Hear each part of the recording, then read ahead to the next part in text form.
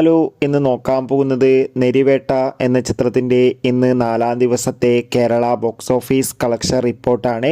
വീഡിയോയിൽ മുൻപ് video like ചെയ്യുക, ചാനൽ സബ്സ്ക്രൈബ് ചെയ്യുക. മെയ് മാസം അങ്ങോട്ട് ധാരാളം ചിത്രങ്ങൾ OTT റിലീസ് ചെയ്യും. നമ്മുടെ ചാനൽ ഭാഗം പരിശോധിച്ചാൽ ആ വീഡിയോയ്ക്ക് നിങ്ങൾക്ക് കാണാൻ വേണ്ടി സാധിക്കുന്നതായിരിക്കും.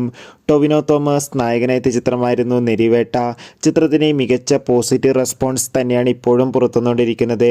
അതുകൊണ്ട് തന്നെ എല്ലാ സിനിമാ പ്രേമികളും ഒരേപോലെ നെരിവേട്ട എന്ന ചിത്രത്തിൻ്റെ ഓരോ ദിവസത്തെ ഓരോ കളക്ഷൻ റിപ്പോർട്ടും അറിയാൻ വേണ്ടി ഏറെ ആകാംക്ഷയോടെയാണ് കാത്തിരിക്കുന്നത്.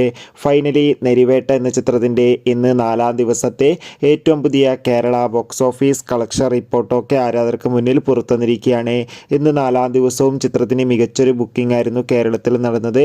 അതുകൊണ്ട് തന്നെ ഇന്ന് മാത്രം ചിത്രത്തിന് കേരളത്തിൽ നിന്ന് ഏകദേശം സ്വന്തമാക്കാൻ വേണ്ടി സാധിക്കുന്നത് 1.5 കോടിക്കടുത്ത് വരെ കളക്ഷൻ എന്നാണ് ട്രാക്കിംഗ് റിപ്പോർട്ടുകൾ സൂചിപ്പിക്കുന്നത്.